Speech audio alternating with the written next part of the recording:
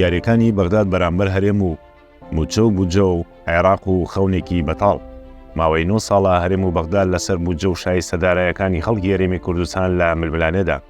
مانگی ئازاری 2014 بە فەرمی بوجەی هەرێم لە عێراق بردرا و لەو کاتەوە پشکی خۆی لە بوجەی عێراق بە تەواوی بۆ نەهاتووە. ئەوەی کە هەبووە لەسەر بنەمای قەرز و نیوا شایستە و پینەکردنی بەرپرسیارەتی بەغداد بووە بەرامبەر هەرێم.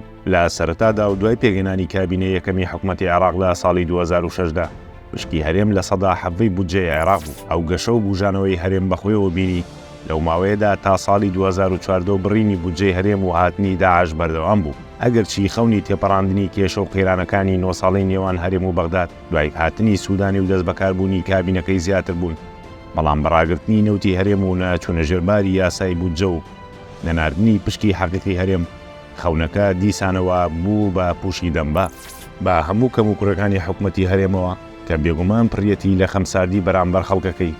بەڵام هێشتا ئەگەر خەونێک هەڵبواسرێت ئەوە پێویستە بە شانی حکوومەتی هەرێمی کوردستاندا هەڵبواسرێت. شەڕی کورد هەر بوجە و پارە نییە لەگەڵ چوار دەوڵەتەکەدا، بەڵکو تا ئەندازەیەکی زۆریش شەڕی نەتەوەی و خەباتی سربەخۆییە. مامۆستا هەژار موکریانی گوتنی دەوڵەتانی کوردستان بەسەردا بەشکراو ئەگەر بۆیان بلوێ دەمان کوژن بە هەرزن و جۆ. ئەوە تا ئێمە لە کابینی سوودانی و حکوومەتی عێراق بەشداری سەرەکین. یاسای بوجە تێپەڕێنرا، نەود لە دادگای ناوبژیوانی پاریسەوە لە مانگی ئازارەوە بە بڕیاری عێراق وەساوە. ڕۆژانە 85,000 بەرمیل نەود ڕادستی سۆمۆ دەکرێت لەلایەن هەرێمەوە. بە هزار تەکلیف و سەدانیکردن بڕیاردرا 700 ملیار دیناری و قەرز بۆ هەرێم بنێرن، بەڵام هەرتەنیا بۆ ئیمزاکەی تەیب سامی 14 ڕۆژ کات دەکوژن.